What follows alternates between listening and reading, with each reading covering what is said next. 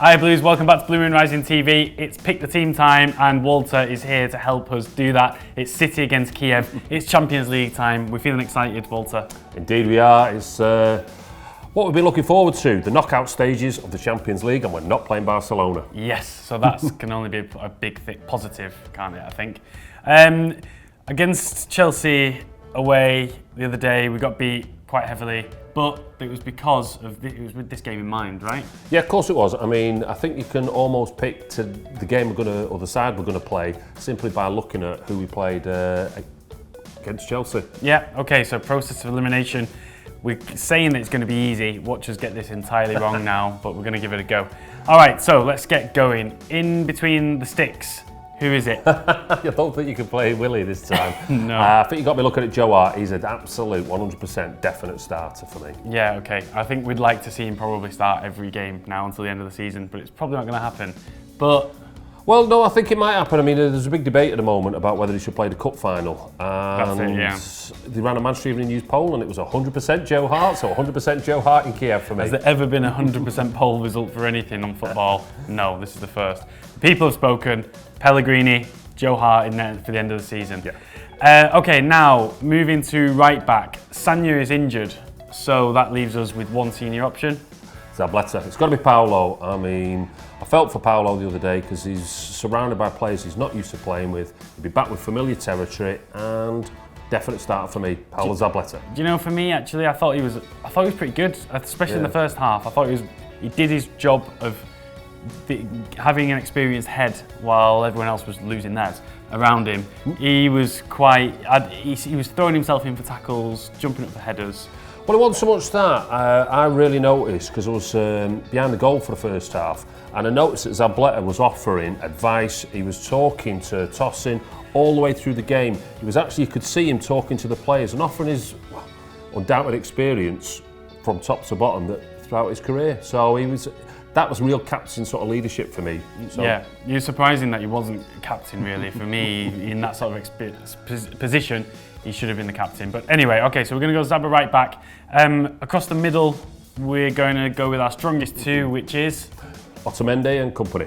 Yeah, okay, no complaints. Doubt there. Yeah. I mean, Di Michaelis, less said the better about his performance. Mangala's injured, so Otamendi. I think actually Pellegrini has said that Mangala's just getting back from his injury in his press conference. So he's just coming back now, but it's all right, stitched you up there. I was on Twitter early on, you wasn't. I was working. Proper job. What are you saying? And so anyway, yeah, so I think he's coming back, but he's not going to be ready, and we wouldn't be in there anyway, I don't think. So, okay, company Otamendi, I'm going to feel a lot more comfortable with those two at the back. Left back, we're going to say I'd go for Cliche because Kolarov played at Chelsea, and I think that says speaks volumes, yeah? Yeah, it does. It speaks volumes, just simply because I think Cliche for me is the better left back, and if we're playing weaker opposition, Kolarov's better going forward. We're going away for a tight game in the Ukraine, so definitely Cliche for me. Yeah, okay, he's a more defensive option, isn't he? So. Yeah. Okay, good. Now, across the middle, I think we're going to see probably the only player who played, who started on Sunday, who's probably going to be in this team, and that's Fernando, right? Yeah, I mean, well, besides Zabletta if Sanya's injured, but what I'm thinking about here is Fernandinho for me. Get them two boys in the middle of the park. They know each other's games. And what I like about Fernando is he will sit back. He doesn't mind sitting back. He's not there to seek any glory. He'll be sitting back and protecting that back four. And with it being a tight game in the Ukraine, it'll need protecting. So Fernando with Fernandinho in, next to him. And that means just in front of him, we're going to see... Well, you've got your three attacking midfielders really. You've got Silva, Sterling and Yaya. Okay. Ideally, you might not want to start, but with Silva and Yaya on the same pitch, I've seen a lot of people not quite happy with that. Start one or the other. But with our injury-ravaged squad, I think it's going to be Silva on the right, Yaya playing that number 10 role, which I kind of like him in, and obviously Sterling on the left. Yeah, I think Fernandinho is going to provide that strong work rate, isn't he, in the part which hopefully will allow Yaya to do his stuff up front or a bit further forward. To cover him when he doesn't track back. Yes. That's it, yes, good stuff. And then Sterling on the left, yeah, he was on the bench on Sunday. And yeah, I think we're all happy there. He'll provide a work rate. Well, you talk about work rate, but Sterling has been what I call a surprise package in Europe. I've really enjoyed what he's actually brought to the game or to all the games. He offers that width which will allow Silva and Yaya to hopefully wreak havoc in the Kiev penalty box. So what I'm hoping for is you've got Sterling there. He doesn't mind taking on a man, whether he's getting different instructions. He's the one player I'm actually most excited about for when Pep gets hold of. But for this game, Sterling, I think, has been great in Europe for us, and long may it continue.